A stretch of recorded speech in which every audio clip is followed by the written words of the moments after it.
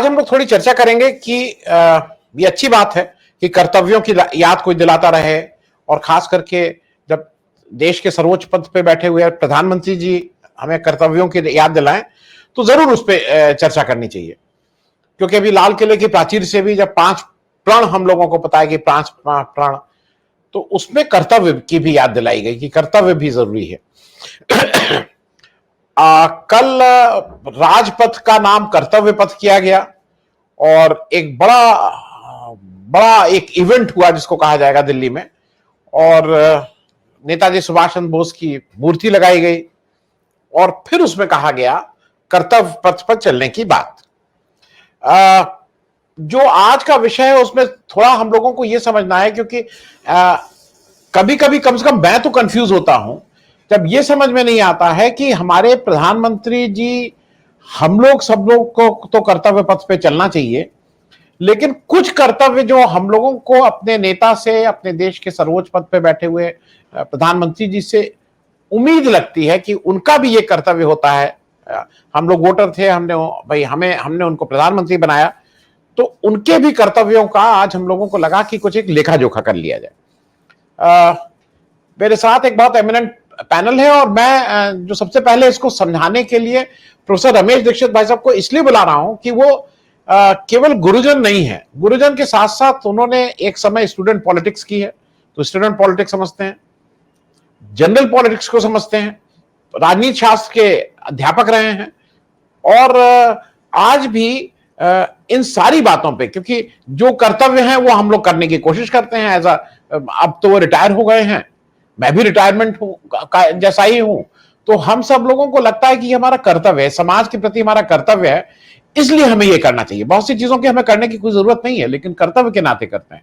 अभी एक रमेश दीक्षित भाई साहब ने एक भाईचारा सम्मेलन किया, कोई जरूरत नहीं थी, उनको अपने क्रेडेंशियल्स देने की जरूरत नहीं, लेकिन उनको लगा कि शायद समाज में जितना जहर फैल रहा है उसमें एक भाईचारा सम्मेलन करने की आवश्यकता है, तो उन्होंने अपना कर्तव्य समझ के किया। प्रोफेसर रमेश दीक्षित साहब, मैं आपसे ही शुरू कर रहा हूं। ये जो हमारे प्रधानमंत्री जी हम सब लोगों को कर्तव्य पथ पे चलने की बात बार बार करते हैं, मैं जो पहली चीज समझना चाह रहा हूं कि ये क्या कर्तव्य पथ केवल प्रजा के लिए है, या लोकतंत्र में प्रधानमंत्री को भी इस कर्तव्य पे कहीं कहीं चलने की कोशिश करनी चाहिए?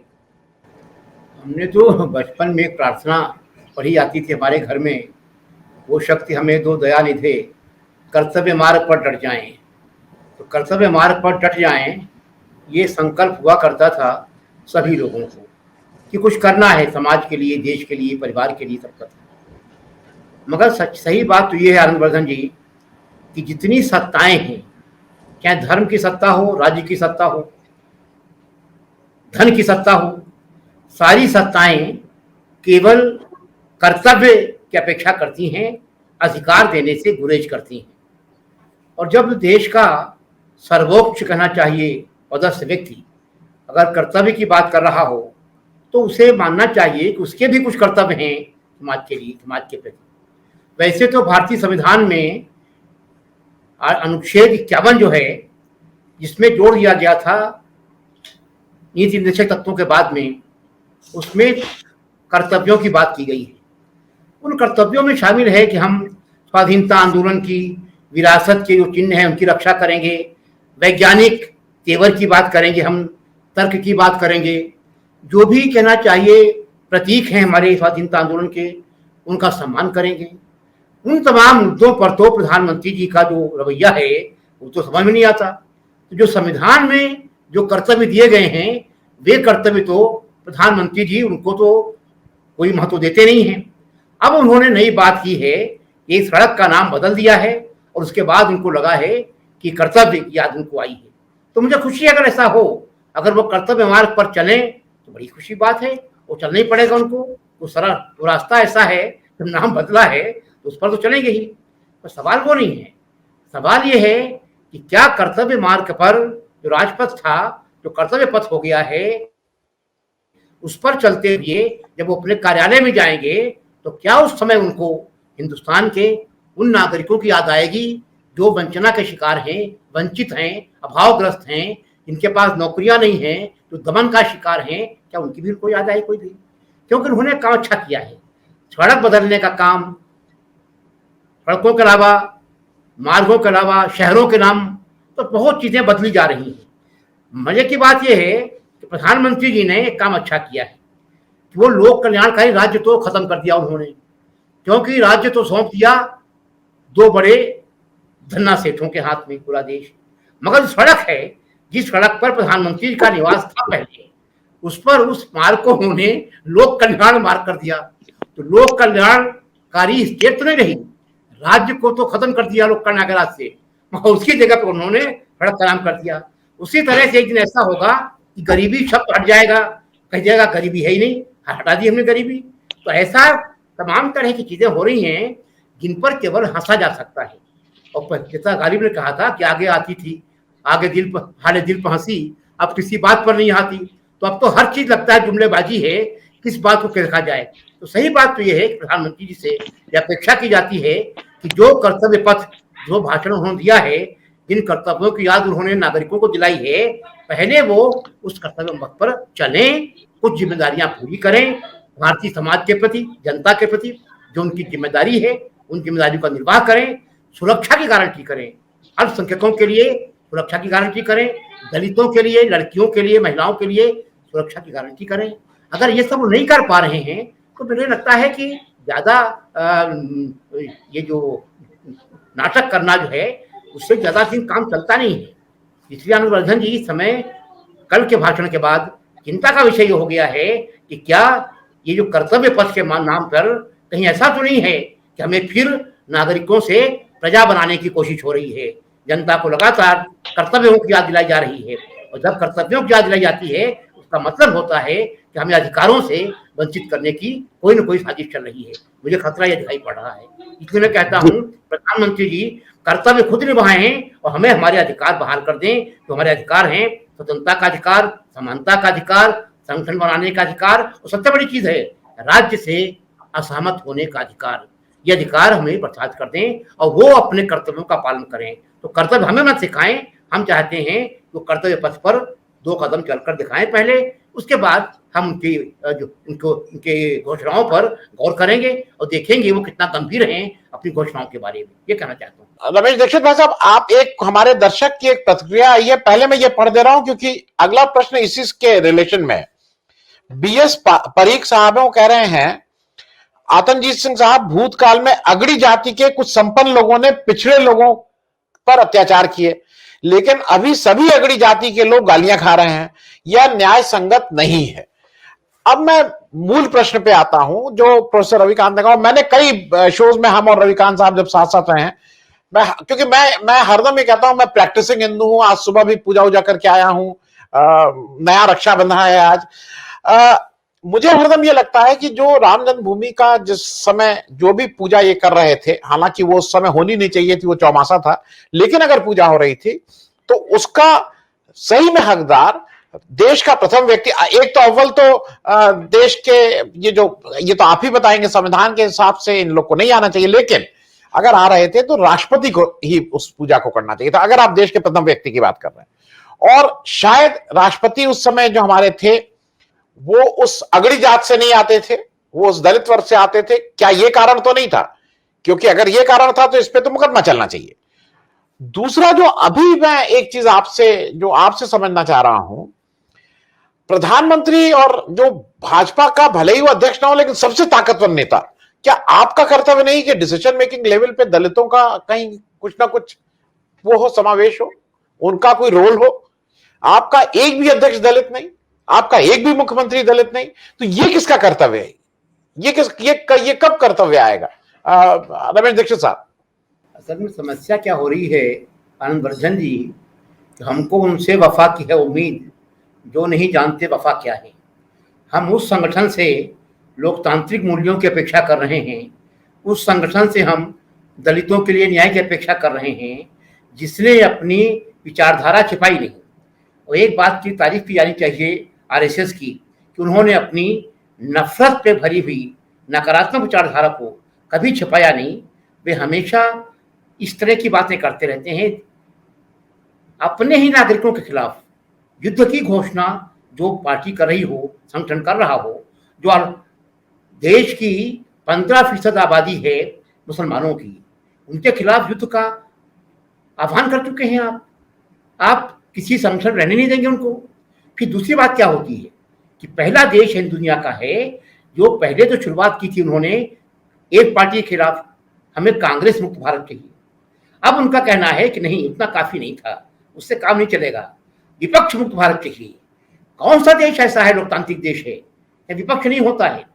विपक्ष को बर्दाश्त न करने वाला जो समाज होता है वो समाज फांसीवादी समाज होता है, अधिनायकवादी समाज होता है। वो राजतंत्र व राजशाहियां हुआ करती थी और सैनिक तानाशाहियां हुआ करती थी। तो साफ बात यह है कि इस पार्टी को समाज के जो हाशिए पर के तबके हैं, चाहे वो दलित हों, चाहे वो मुस्लिम्स हों, चाहे वो क्रिश्चियंस हों या पिछड़े हों, और सबसे बड़ी बात है कि इनके राज्य में जो क्रूरताएं महिलाओं के साथ हो रही हैं उनको विशेष तौर से रेखांकित किया जाना चाहिए। लगातार बलात्कार हो रहे हैं, 11 बलात्कारियों को छोड़ दिया जाना सुप्रीम कोर्ट के द्वारा, और वो लड़की जिसके साथ बलात्कार हुआ, जिसकी मां के साथ बलात्कार हुआ, जिसकी 3 साल की बच्ची को पटक कर मार दिया गया, एक शब्द सत्ताधारी दल के किसी भी व्यक्ति का नहीं आया, प्रधानमंत्री का तो नहीं आया। तो कौन से संस्कार हैं इनके, किसके बात करना चाहते हैं वो? तो सही बात है कि अगर देश में बलात्कारियों का समर्थन करने वालों का, अगर देश में औरतों के साथ हत्याओं का समर्थन करने वाले लोगों का शासन होगा तो निश्चित तौर पर हम एक सभ्य समाज की अपेक्षा नहीं कर सकते। ये बात कहना जरूरी है कि संविधान में राज्य की जिम्मेदारियां क्या हैं, राज्य क्या क्या कर्तव्य हैं, ये साफ साफ लिखे गए हैं। संविधान के आर्टिकल 37 से लेकर और 51 तक बताया गया है कि राज्य को क्या क्या करना चाहिए।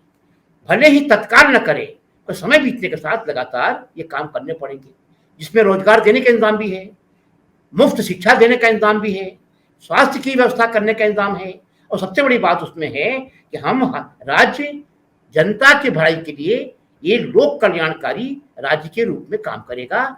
ये हमारे संविधान का जो 4था अध्याय है, जिसे हम राज्य के नीति निर्देशक तत्व कहते हैं, उसमें चीजें कही गई हैं। तो अगर प्रधानमंत्री जी को वास्तव में कर्तव्यों की चिंता होती तो पहले संविधान में जो प्रधानमंत्री जी के कर्तव्य बताए गए हैं उन कर्तव्यों का पालन करते हो। और जहां तक नागरिकों के कर्तव्य हैं वो तो केवल संविधान के आर्टिकल 51 में 10 कर्तव्य दिए गए हैं। उन कर्तव्यों को भी प्रधानमंत्री कहा मान रहे हैं। उन कर्तव्यों में कहा गया है अंधविश्वास के खिलाफ, रूढ़िवादिता के खिलाफ काम किया जाएगा, हम वैज्ञानिक समझ से काम करेंगे, विवेक से काम करेंगे। प्रधानमंत्री जी जो हैं अंधविश्वास का प्रचार कर रहे हैं, यहाँ बता रहे हैं कि अतीत में सर्जरी थी हमारे यहाँ, जबकि आदमी के कहना चाहिए चेहरे पर बिठा सकते थे आप, किसी का भी सिर लगा सकते थे, सर्जरी पहले चली आ रही थी। तो अंधविश्वास को आप फैला रहे हैं और संविधान कहता है कि अंधविश्वास के खिलाफ राज्य को काम करना चाहिए। तो सवाल इस बात का है कि कौन से कर्तव्यों की बात हो रही है। जो आपने बात कही, शुरुआत जहाँ से की थी आपने, कि कर्तव्य तो ये है कि स्त्रियों की सुरक्षा की गारंटी राज्य को करनी चाहिए। अगर स्त्रियां तभी तो आगे बढ़ पाएंगी, पहले तो भ्रूण हत्या हो जाती है, बच पाती हैं तो उसके लिए कोई ना कोई सेंगर साहब, कुलदीप सेंगर सी रहते हैं, तो लड़कियां कहाँ से चलेंगी? जब लड़कियां बचेंगी नहीं, बलात्कार होता रहेगा तो कैसे काम चलेगा? हमारा कहने का चाहिए है कैसा कैसे होता है कि लोकतांत्रिक समाज में लगातार दलितों को और ज्यादा हाशिए पर धकेलने की कोशिश हो रही है। जो सबके आज़ादी के बाद समाज के जिन तबकों को आगे आने का मौका मिला था उन सभी को हाशिए पर दोबारा धकेलने की कोशिशें हो रही हैं। प्रधानमंत्री जी को इन बातों की जवाबदेही देनी पड़ेगी। प्रधानमंत्री का कर्तव्य ये है वो जनता के प्रति बताए कि उन्होंने पिछले 8 साल में किन किन मोर्चों पर फैल रहे हैं, बताएं कि राष्ट्रीय सुरक्षा के साथ क्या समझौते हो रहे हैं, वो बताएं कि चीन के साथ कितने कौन से समझौते हो रहे हैं और कितना बड़ा इलाका चीन के साथ जा चुका है। तो बस सवाल इस बात का है, अगर देश का प्रधानमंत्री लगातार उच्च वर्गों के लिए, पैसे वालों के लिए और जाति के हिसाब से उच्च तबके हैं उनके लिए काम करेगा, अगर यही अजय मिश्रा अगर ये दलित रहे होते, उनका इस्तीफा हो चुका होता, क्योंकि वो ब्राह्मण हैं इसलिए वो मंत्री बने रहेंगे। किसानों की हत्या करने के बाद भी उनके लड़के को लगातार जमानतें मिलती रहेंगी, कौन सा न्याय है?